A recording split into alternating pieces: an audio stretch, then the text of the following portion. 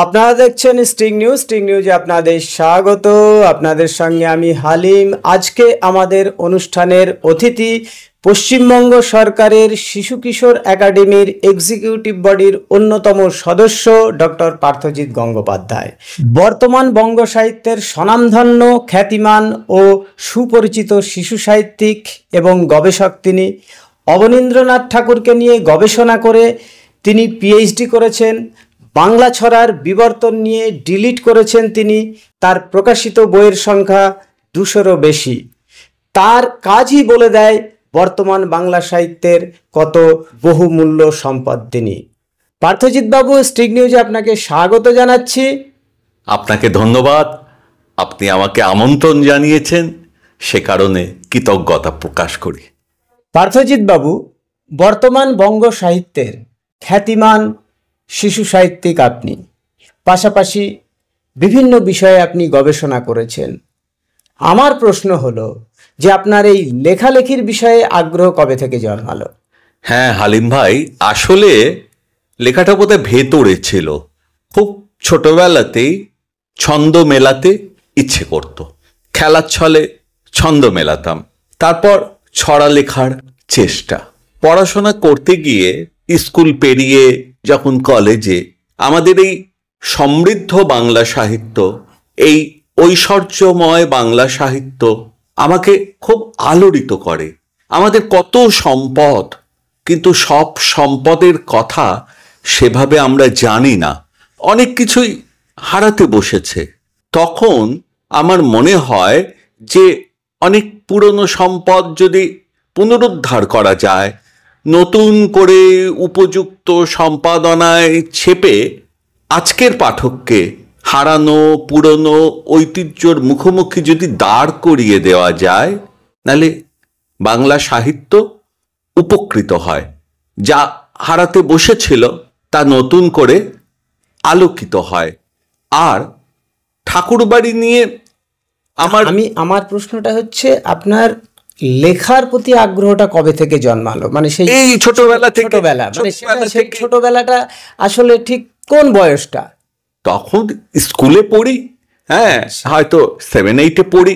তখন থেকেই ছন্দ মেলানোর একটা খেলা পেয়ে বসেছিল। হ্যাঁ, ভাইয়ের সঙ্গে নাইয়ের সঙ্গে যাই, মানে ছড়া লেখার প্রাথমিক পাঠ বোধহয় সেই সময়।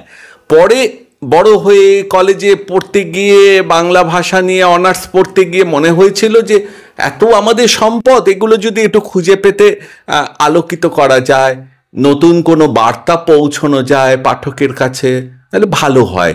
পার্থজিৎ বাবু, আপনি অবনীন্দ্রনাথ ঠাকুরকে নিয়ে গবেষণা করে পিএইচডি করেছেন। বাংলা ছড়ার বিবর্তন নিয়ে আপনি ডিলিট করেছেন। একদিকে পড়াশোনা, অন্যদিকে সাহিত্য চর্চা, দুটি ক্ষেত্রেই আপনি সাফল্যের চূড়ায় পৌঁছেছেন। কতটা পরিশ্রম করতে হয়েছে আপনাকে এজন্য? আসলে হালিম ভাই, সাফল্যের চূড়োয় পৌঁছছি কিনা আমি জানি না। আমাদের বাংলা সাহিত্য অনেক সমৃদ্ধ। আমি সেখানে নিরন্তর পড়াশোনা, লেখালেখি এটা করেই চলেছি। আমি মনে করি এটা আমার প্রথম কাজ।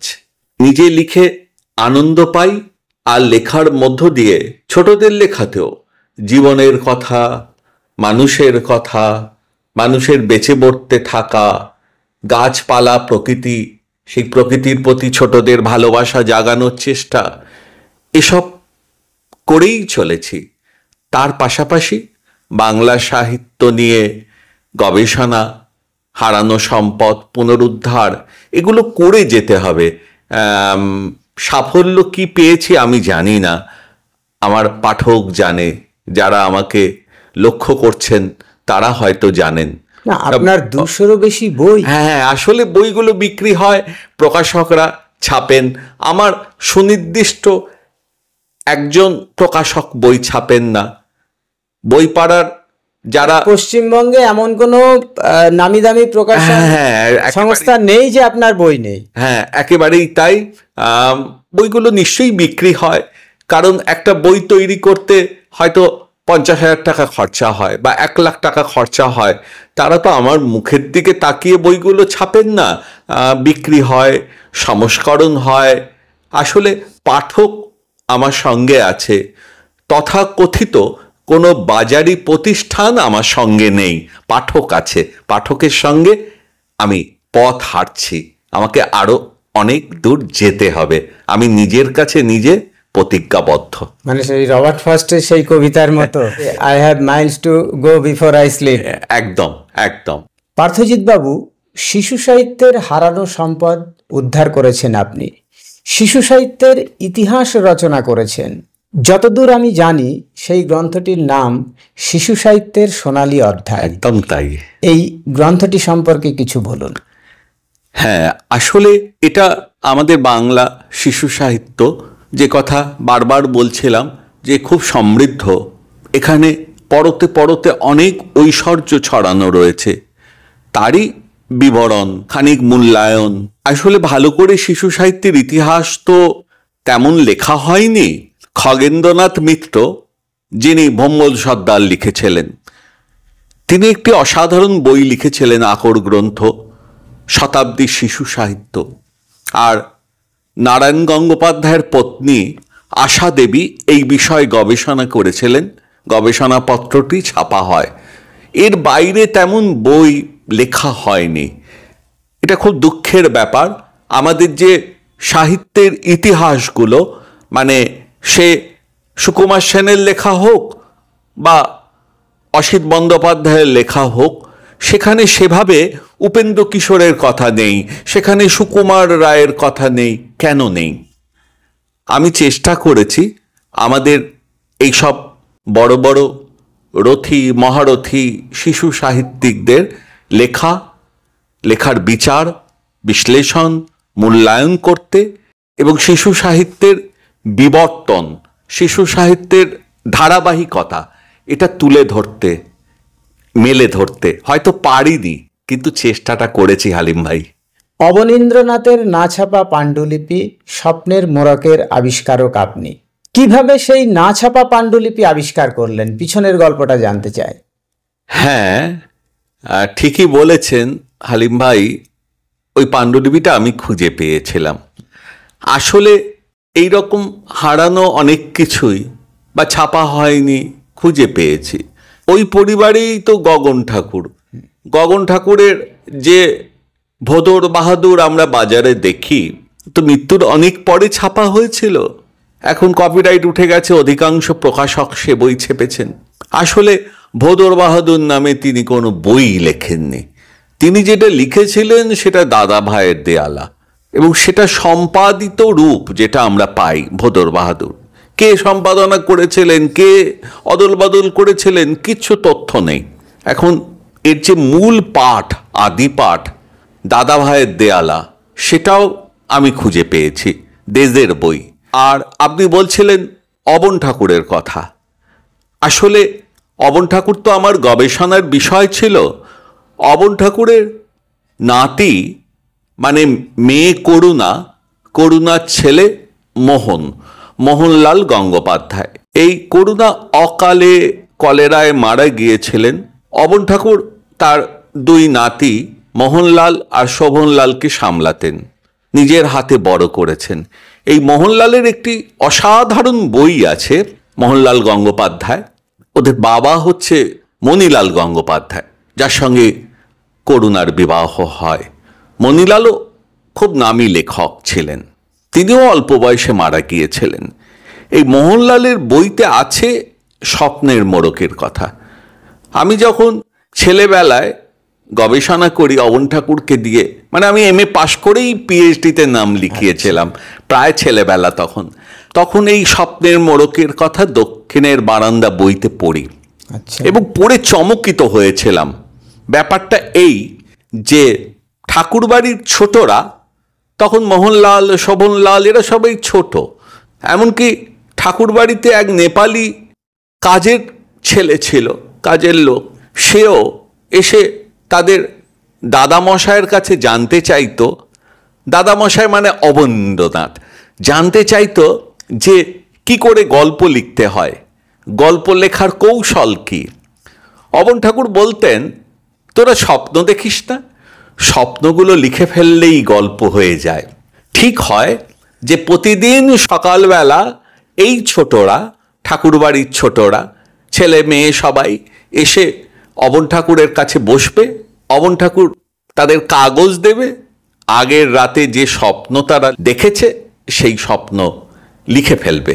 পরের দিন থেকে সত্যিই তাই শুরু হয়ে যায়। তখনকার দিনে শ্রীরামপুরে এক ধরনের কাগজ তৈরি হতো, সেই শ্রীরামপুরি কাগজ অবন ঠাকুর চার চৌকো করে করে কেটে রেখেছিলেন। প্রতিদিন ছোটরা আসতো, আগের রাতের স্বপ্ন লিখত, অবন ঠাকুরও লিখতেন, এবং ছোটদের স্বপ্নগুলো অসাধারণ সব স্বপ্ন। বড়লোক বাড়ির ছোটরা, বাচ্চা, তারা সব প্লেনের স্বপ্ন দেখতো, প্লেনে করে যাচ্ছে, হ্যাঁ, এইসব লিখে ফেলতো। এবার বলি, অবন ঠাকুরের কাছে জমা দিত, অবন ঠাকুর গদের আঠা দিয়ে ওই টুকরো কাগজগুলো জুড়ে জুড়ে রোল করে রেখে দিয়েছিলেন, আর এই স্বপ্ন সংগ্রহের নাম দিয়েছিলেন স্বপ্নের মোড়ক। এইটুকু তথ্য আমি দিনে কিন্তু মানে সেইভাবে কোনো গবেষক জানতেই পারেননি যে তার না ছাপা সেই পাণ্ডুলিপি পড়ে রয়েছে, সেটাকে আপনি আবিষ্কার করলেন। এই আবিষ্কারের গল্পটা, হ্যাঁ, আমি বলছি, এই যে স্বপ্নের মোড়কের কথা ছাত্র জীবনে আমি জানতে পারি, তারপর থেকে আমার অনুসন্ধান চলতেই থাকে। অনেক রকম ভুল তথ্য পাই যে রবীন্দ্র ভবনে আছে, বিশ্বভারতীতে আছে, অমুকের কাছে আছে, তমুকের কাছে আছে। কারণ অবন ঠাকুর যে রেখে দিয়েছিলেন যত্ন করে, এইটুকু পর্যন্ত মোহনলাল জানিয়েছেন। মোহনলাল কবেই প্রয়াত হয়েছেন, ফলে জানার কোনো সুযোগ ছিল না। এইভাবে চলতে চলতে চলতে প্রায় 10 বছর কেটে যায়। আচ্ছা, তখন আমি প্রায় হতাশ, বোধহয় আর ওটা পাওয়া যাবে না। কাকতালীয়ভাবে আমার সঙ্গে মোহনলালের ছোট ছেলের পরিচয় হয়। আচ্ছা, এ কথায় সে কথায় স্বপ্নের মোড়কের কথা ওঠে। তিনি আমাকে বলেন যে আপনি একদিন আমাদের বাড়িতে আসুন, দেখাবো। খুব অযত্নে প্রায় ছেঁড়া কাগজের মধ্যে সেই স্বপ্ন সংগ্রহ পড়েছিল। কোথাও পড়া যাচ্ছে, কোথাও যাচ্ছে না। অনেক চেষ্টা করে পাঠোদ্ধার, উপযুক্ত তথ্য সংগ্রহ, তারপর সেটা এই সময়ের বিশিষ্ট শিল্পী যুধাজিৎ সেনগুপ্ত চিত্রিত করেন, তারপর ছাপা হয়, পাঠকের হাতে পৌঁছয়। আসলে এইরকম অনেক কিছুই তো উদ্ধার করেছি। বাংলা ভাষার প্রথম বার্ষিকী ছোটদের জন্য পার্বণী ঠাকুরবাড়ি থেকে বেরিয়েছিল। ঠাকুরবাড়ির জামাই নগেন্দ্রনাথ গঙ্গোপাধ্যায়। রবীন্দ্রনাথের ছোট মেয়ে মীরার সঙ্গে তার বিবাহ হয়। নগেন্দ্রনাথ গঙ্গোপাধ্যায় সম্পাদনা করেছিলেন। রবীন্দ্রনাথের সমর্থনে, পৃষ্ঠপোষকতায় সেই বার্ষিকী বেরিয়েছিল। সেটাও হারিয়ে গিয়েছিল, প্রায় কেউ জানতো না। খুঁজে পেয়েছিলাম, নতুন করে তার উপযুক্ত তথ্য, সবার ছবি, ভূমিকা, দীর্ঘ দিয়ে বের হয় আমার সম্পাদনায়। সে বই এখন পাওয়া যায়। বাংলা ভাষার প্রথম বার্ষিকী 1325 সালে বেরিয়েছিল, 100 বছরেরও বেশি আগে।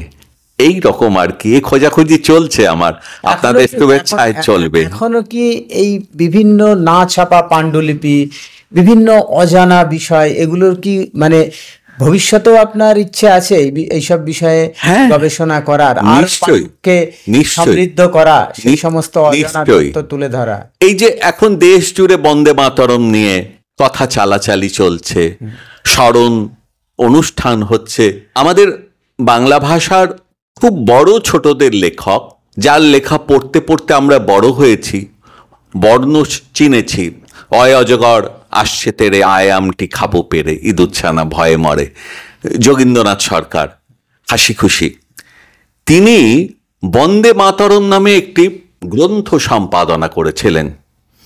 সেই বইয়ের ভূমিকা লিখে দিয়েছিলেন অবিস্মরণীয় স্বাধীনতা সংগ্রামী সখারাম গণেশ দেউস্কর। এবং এই বইটি 1905-এ বেরোয়। বেরোনো মাত্র হই হই বেঁধে যায় আমাদের দেশে।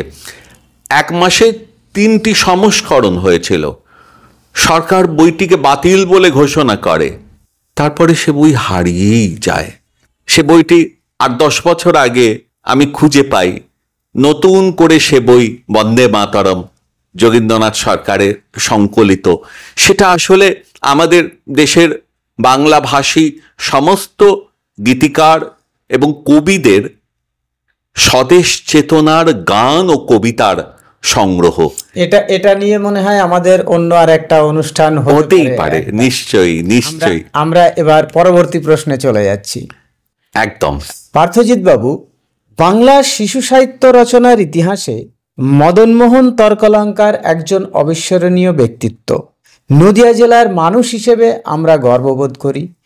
আমাদের এই স্টুডিও থেকে কয়েক কিলোমিটার দূরেই তার জন্মস্থান।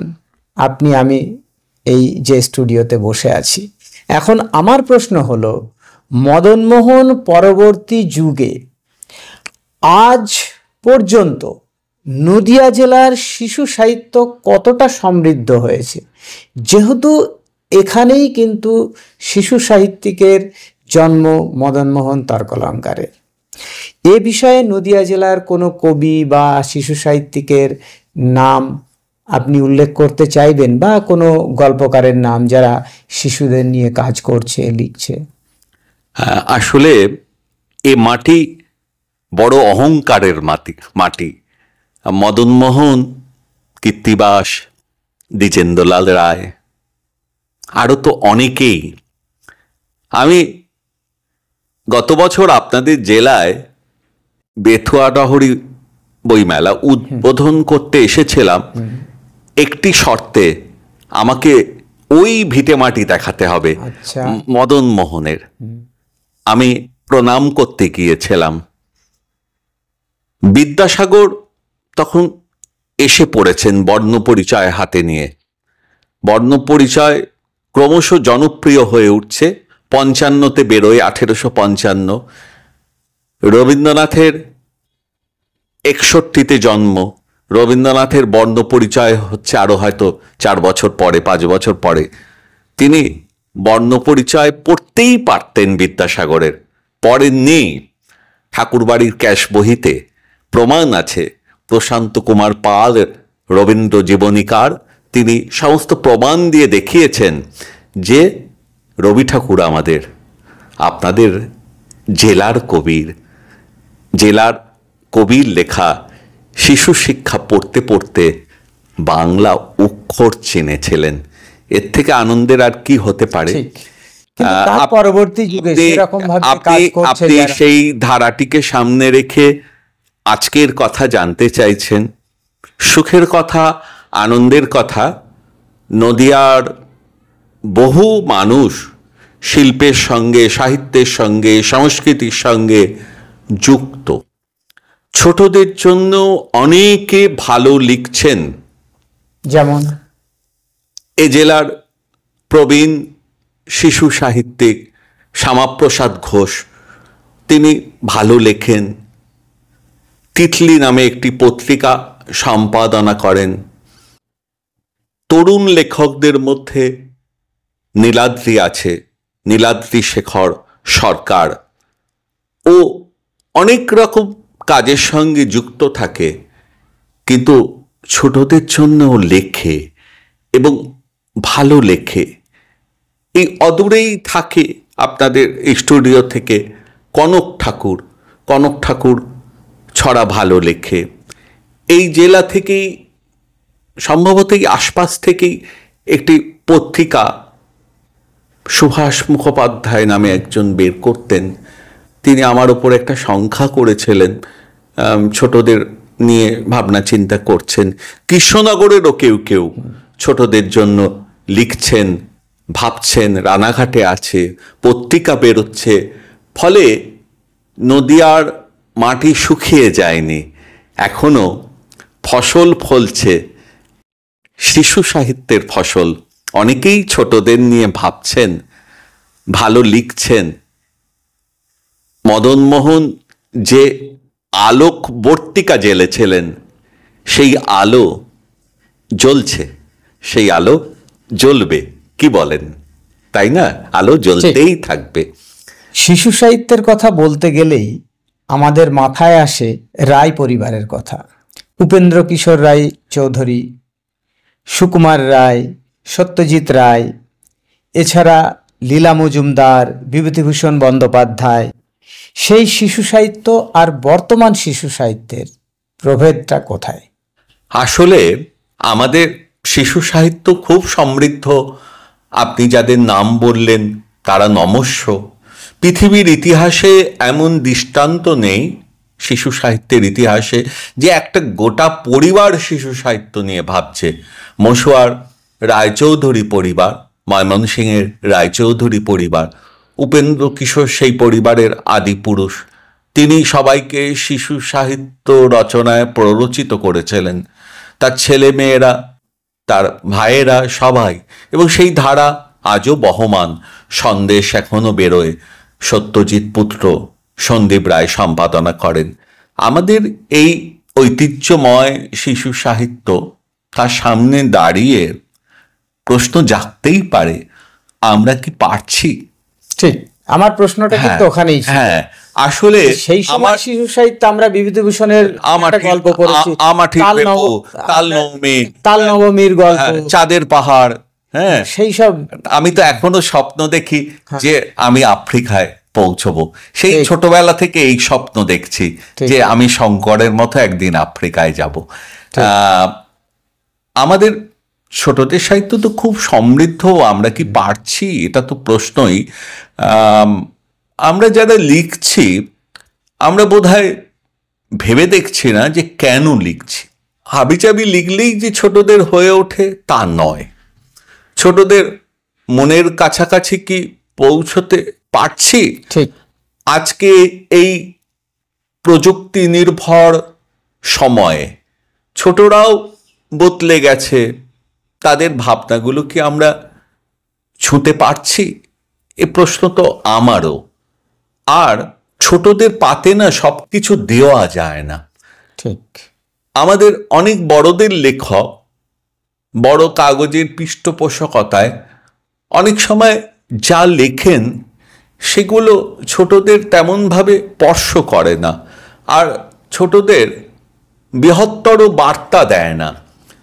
ছোটদের সাহিত্য তো শুভবোধ জাগ্রত করবে, মানুষ হওয়ার কথা বলবে। একজন শিশু সাহিত্যিক মানুষ গড়ার কারিগরও। আমরা বোধহয় অনেক সময় ভুলে গিয়েছি। দেখুন, রক্তপাতের লেখা, বন্দুকের গুরুম গুরুম, হ্যাঁ, এসব রোমহর্ষক ছোটদের লেখা, যা ছোটদের ক্ষতি করে, এন্তার লেখা হচ্ছে।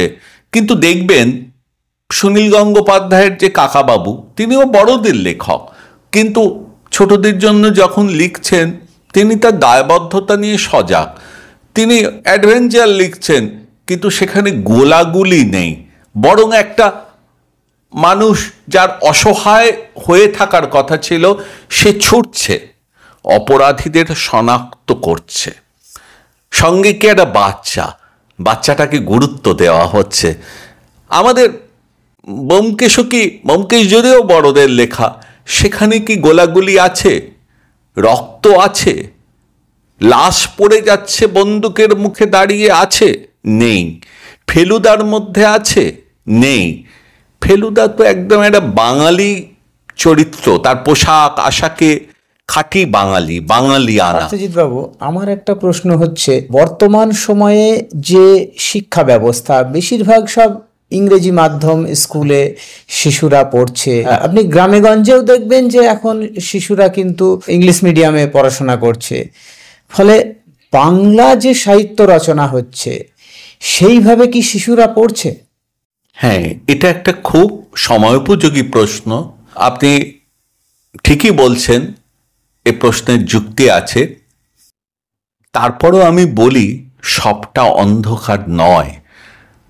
এখনো ছোটরা বই পড়ে, ছোটদের বই ব্যাপক বিক্রি হয় গোটা পশ্চিমবঙ্গে। আজকে তো অনেকগুলো জেলা, আমরা ছোটবেলায় 16টা জেলা পড়েছিলাম, এখন তো তা নয়, বাড়তে বাড়তে আরো অনেকগুলো যুক্ত হয়েছে।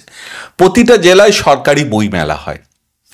শুধু তাই নয়, কেউ ট্রেন ধরে যদি কৃষ্ণনগর অবধি আসে, দেখা যাবে প্রতিটা স্টেশনেই একটা করে বই মেলা হয়। কেউ ট্রেন ধরে যদি বর্ধমান অবধি যায় হাওড়া থেকে, প্রায় প্রতিটা স্টেশনেই শীতের মরশুমে একটা করে বই মেলা হয়। তাহলে যারা বই ব্যাপারী তারা কি এমনি এমনি শীত ভ্রমণে বের হয়? ঠিক না।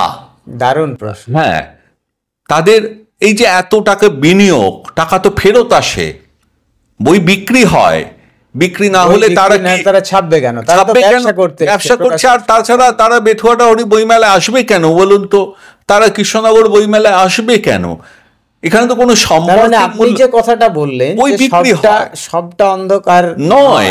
হ্যাঁ, বই বিক্রি হয়। আগে গোটা পূর্বাঞ্চলটা কলেজ স্ট্রিটের ওপর নির্ভর ছিল। শিলচরেও বই যেত কলেজ স্ট্রিট থেকে, আগরতলাতেও বই যেত। এখন শিলচরে নিজের মতো করে ছাপাখানা তৈরি হয়েছে, বই লেখা হচ্ছে, আগরতলায় হচ্ছে, কম যাচ্ছে বই। হয়তো আমাদের যে বিপুল জনগোষ্ঠী বঙ্গভাষী বাংলাভাষী, সে তুলনায় বইয়ের বিক্রি কম। কিন্তু অন্ধকার একদম বই বিক্রি হচ্ছে না, একদম বাজে কথা। আর আর আর দেখবেন, এই যে স্কুলের কথা বলছিলেন ইংরেজি মাধ্যমে, হ্যাঁ, ইংরেজি মাধ্যম স্কুলের বারবারন্ত।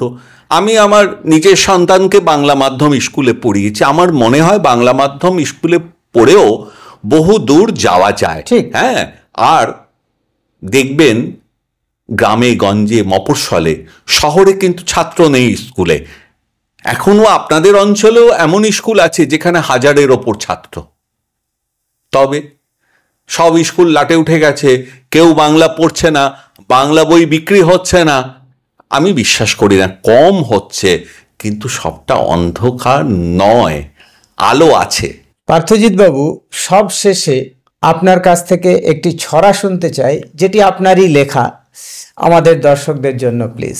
হ্যাঁ, আপনি একটু আগেই যে কথা বলছিলেন, ছোটদের পড়া না পড়া বা ইংরেজি বই পড়া, ইংরেজি মাধ্যমে পড়া, আমি একটা প্রাসঙ্গিক ছোটদের কবিতা পড়ি।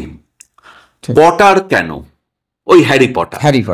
পটার কেন, তোমরা পড়ো হ্যারি পটার, আমরা পড়ি নালক। লীলা দিদির প্রদীপিসি, হলদে পাখির পালক। তোমরা সাজো সাহেব শুভ, আমরা পড়ি বাংলা। হৃদয় জুড়ে অবিন ঠাকুর এবং বুড়ো আংলা। বই আছে সব দারুণ দারুণ এই আমাদের ভাষায়। একটি পড়ে দুঃখ মেলে, আরেকটি খুব হাসায়। বিচ্ছ পাজি টুনটুনিকে উপেন বাবু চেনায়। পাই না ভেবে ইচ্ছে কেন, জাগলো পটার কেনায়। কি আছে তোর ওই পটারে, কোথায় প্রাণে ছোঁয়া? কদিন পরেই হারিয়ে যাবে, যাক এখনই খোয়া। থাকবে জানি ঠিক সুকুমার, আবোল তাবোল ছড়ায়। ছড়ার আলো ছড়িয়ে পড়ে, ছড়ার আলো গড়ায়। মিথ্যে তোমরা পটার পড়ো, খুশির জোয়ার মনে ডুব দেবে যেই অরূপ রতন দক্ষিণারঞ্জনে। গল্পলোকের গল্প কথা, স্বপ্ন মাখা দেশ, নোটে গাছটি মুড়িয়ে গেল, ফুরোয় না তো রেশ। ঢের পড়েছ পটার ফটার, এবার পড়ো বাংলা। ওই দেখো না হাসছে কেমন ছোট্ট বুড়ো আংলা। অসাধারণ, অসাধারণ। আসলে আমার প্রশ্নটা যেটা ছিল যে ইংরেজি মাধ্যম এবং বাংলা মাধ্যমের শিশুরা তারা পড়ছে কিনা, এবং খুব প্রাসঙ্গিক একটা। হ্যাঁ, বাচ্চাকে তো বলতে হবে, বাবা তোমার জন্য উপেন্দ্র কিশোর এই টুনটুনির বইটা লিখেছেন।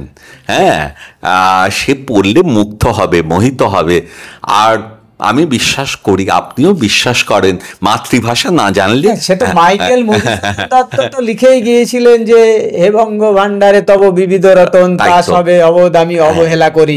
মানে ইংরেজি সাহিত্যের এত বড় পণ্ডিত, তিনিও কিন্তু বাংলায় ফিরে আসতে বাধ্য হয়েছেন, আকুল হয়ে ফিরে এসেছেন। এবং তিনি বলেছেন বারবার, তিনি আফসোস করেছেন যে ভুল করেছিলেন, মহা করেছিলেন। তাহলে হয়তো যদি তার যে পাণ্ডিত্য, আমরা যতটুকু মাইকেলকে পড়েছি, যে তার যে পাণ্ডিত্য, তিনি যদি সেই তার গবেষণাটা, তার জ্ঞানের গভীরতাটা যদি অনেক আগে থেকেই যদি বাংলা সাহিত্যের জন্য নিবেদিত করতেন, তিনি হয়তো আরো বাংলা সাহিত্যের হ্যাঁ নিশ্চয়ই, আরো এবং একটা তিনি বড় জায়গায় কতটা আসতে পুরাণ জানতেন, আমাদের তার Yes. কাহিনীর উৎসগুলো তো ঠিক। আমাদের একদম আমি তো দেশজ। বলছি আমার গা কাঁটা দিয়ে উঠছে। হ্যাঁ নিশ্চয়ই।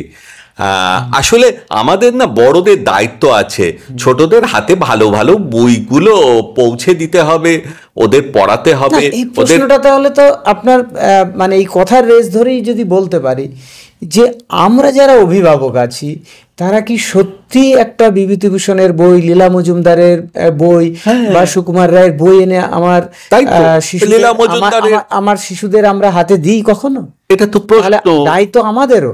একদম প্রদীপিসির বর্মী বাক্স লীলা মজুমদার পড়লে হাসবে না, বা আমাঠির ভেপু, বা ধরুন আপনি সুকুমারের কথা বলছিলেন আবল তাবল, আমরা এগুলো কি হাতে দিই? এখন কেউ বলবে হয়তো আমার বাচ্চা ওই সাহেব মেমের কারখানায় যায়, ঠিক আছে সে সাহেব মেম হবে, কিন্তু বাংলাকে ভুললে চলবে কেন? অনেকে বাংলা পড়তেই পারে না, কিন্তু আজকে আপনি তো প্রযুক্তি দুনিয়ার মানুষ, ইউটিউবেও দেখা যাবে উপেন্দ্র কিশোরের গল্প কেউ পাঠ করছে, নাহলে ছোট বাচ্চাটিকে তো সেটাও শোনানো যায়, সে হাতে মোবাইল দেবে বাবা মা, সে নাচ গান দেখবে এবং কুৎসিত কদর্য সংস্কৃতির সঙ্গে পরিচিত হচ্ছে ওই শৈশবেই, তাহলে তার তো ক্ষতি হচ্ছে। আসলে ক্ষতি হচ্ছে আমাদের বাঙালিদের, আমাদের সংস্কৃতি বিপন্ন হচ্ছে। প্রিয় দর্শক, এতক্ষণ আপনারা শুনছিলেন বিশিষ্ট শিশু সাহিত্যিক ও গবেষক ডক্টর পার্থজিৎ গঙ্গোপাধ্যায়ের বিশেষ সাক্ষাৎকার। আমাদের অনুষ্ঠান আমরা এখানেই শেষ করছি। স্টিং নিউজের সঙ্গে থাকার জন্য আপনাকে অনেক ধন্যবাদ। ভালো থাকবেন। হ্যাঁ, দর্শক বন্ধুদের আমার নমস্কার, আপনারা সবাই ভালো থাকবেন। হালিম ভাইকে ধন্যবাদ, তিনি আমাকে ডেকেছেন, আমার সাক্ষাৎকার গ্রহণ করলেন, তার কাছে কৃতজ্ঞতা। ধন্যবাদ আপনাকেও।